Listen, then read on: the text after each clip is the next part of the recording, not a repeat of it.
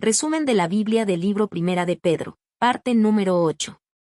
Gozo en medio del sufrimiento. Capítulo 4, versículo 12 al 19. Introducción. El sufrimiento tiene una manera particular de irrumpir en nuestra vida. No pide permiso, no avisa con anticipación, y muchas veces llega en momentos en los que menos lo esperamos. Interrumpe nuestros planes. Desafía nuestras emociones. Y en ocasiones, sacude profundamente nuestra fe. Especialmente cuando estamos intentando hacer lo correcto, vivir con integridad y agradar a Dios, el dolor puede parecer confuso. Surgen preguntas inevitables. ¿Por qué, si estoy haciendo el bien? ¿Por qué, si estoy buscando a Dios? En esos momentos, el corazón puede sentirse desorientado. Pero en este pasaje, el apóstol Pedro nos ofrece una perspectiva completamente distinta. Una perspectiva que no niega el dolor, pero sí transforma su significado. Pedro nos dice que el sufrimiento no es algo extraño en la vida del creyente. No es una interrupción del camino. Es parte del camino. No es una señal de que Dios se ha alejado. Es una oportunidad de acercarnos más a Él. Y esta verdad cambia completamente nuestra manera de interpretar las pruebas. Lo que antes veíamos como injusto, comenzamos a verlo como formativo. Lo que antes parecía un obstáculo, se convierte en un proceso de crecimiento. Pedro no solo nos prepara para enfrentar el sufrimiento, nos enseña cómo permanecer firmes dentro de él. Y aún más sorprendente, nos invita a experimentar gozo. No un gozo superficial, basado en emociones pasajeras, sino un gozo profundo, arraigado en una realidad espiritual. Hoy descubriremos cómo el sufrimiento puede convertirse en un puente hacia una relación más profunda con Cristo, cómo nuestra fe puede fortalecerse en medio del fuego, y cómo es posible vivir con gozo, aun cuando el camino sea difícil. Gozo en medio del sufrimiento. Pedro comienza con una exhortación que corrige nuestra perspectiva. Amados, no os sorprendáis del fuego de prueba que os ha sobrevenido. Aquí hay una enseñanza fundamental. El sufrimiento no debería tomarnos por sorpresa. No es un error en el proceso. No es una falla en la fe. No es una señal de abandono. Es parte del crecimiento espiritual. Pedro utiliza la imagen del fuego, y esto no es casual. El fuego no destruye el oro verdadero. Lo purifica. Elimina lo que sobra. Refina lo que permanece. Revela lo que es auténtico. De la misma manera, las pruebas en nuestra vida no llegan para destruirnos, sino para formar en nosotros una fe más profunda, más firme y más genuina. Luego, Pedro presenta una de las declaraciones más desafiantes de todo el pasaje. Gozaos por cuanto sois participantes de los padecimientos de Cristo. Esto va en contra de toda lógica humana. ¿Cómo es posible hablar de gozo en medio del sufrimiento? La clave está en entender que el gozo no proviene del dolor. Proviene del significado del dolor. No nos gozamos por lo que sentimos. Nos gozamos por lo que representa. Participar en los padecimientos de Cristo significa que nuestra vida está alineada con la suya. Significa que estamos caminando en sus pasos.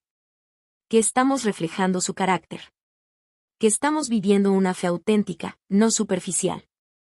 Y Pedro añade una promesa poderosa. Para que también en la revelación de su gloria os gocéis con gran alegría. Esto nos invita a levantar la mirada. El sufrimiento presente no es el final de la historia. La gloria futura es la promesa segura. Hay algo más allá del dolor.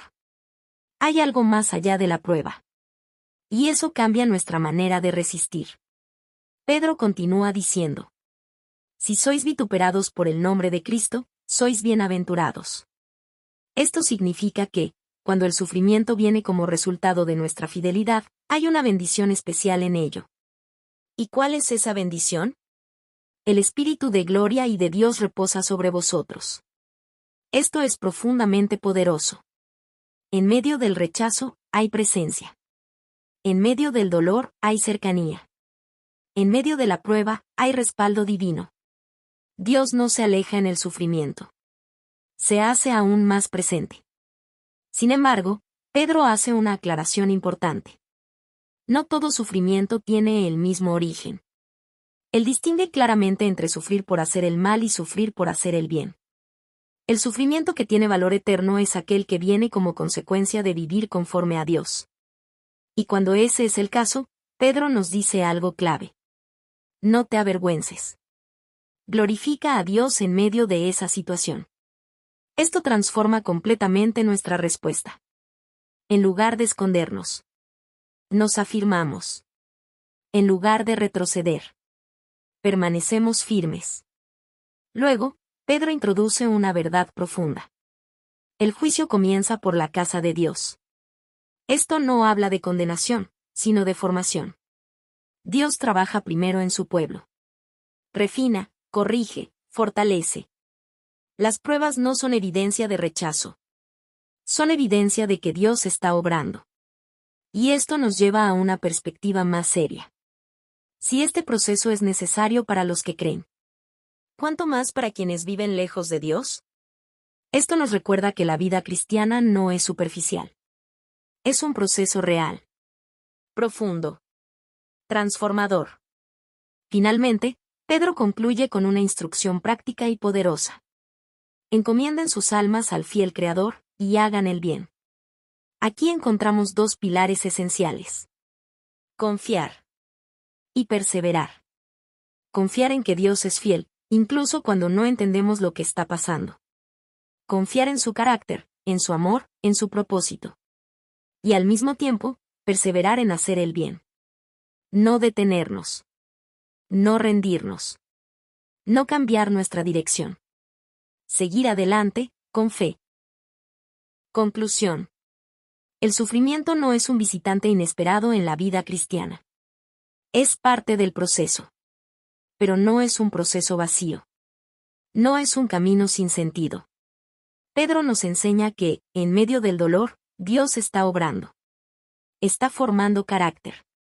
Está fortaleciendo la fe. Está preparando algo mayor. Y en medio de todo eso, hay gozo. Un gozo que no depende de lo que sentimos, sino de lo que creemos. Un gozo que no desaparece con las circunstancias. Porque está anclado en Cristo. Jesús es nuestro ejemplo perfecto. Él sufrió, pero no retrocedió. Fue rechazado, pero no dejó de amar. Fue probado, pero permaneció fiel. Y a través de su sufrimiento, trajo redención al mundo. Hoy, ese mismo llamado sigue vigente. Dios sigue formando personas firmes. Sigue fortaleciendo corazones. Sigue obrando en medio de las pruebas. Si hoy estás atravesando un momento difícil, recuerda esto. No es extraño. No estás solo. No es inútil. Dios está contigo. En medio del fuego. Él está presente. En medio del dolor. Él está obrando. En medio de la prueba. Él está formando algo en ti. Tu fe está siendo fortalecida. Tu carácter está siendo transformado. Tu esperanza está siendo afirmada. Permanece firme. Confía en Dios. No dejes de hacer el bien. Y aún en medio de todo. Elige creer, elige permanecer, y elige confiar. Porque cuando participas en los padecimientos de Cristo, también participarás de su gloria. Y entonces entenderás que el dolor no tuvo la última palabra.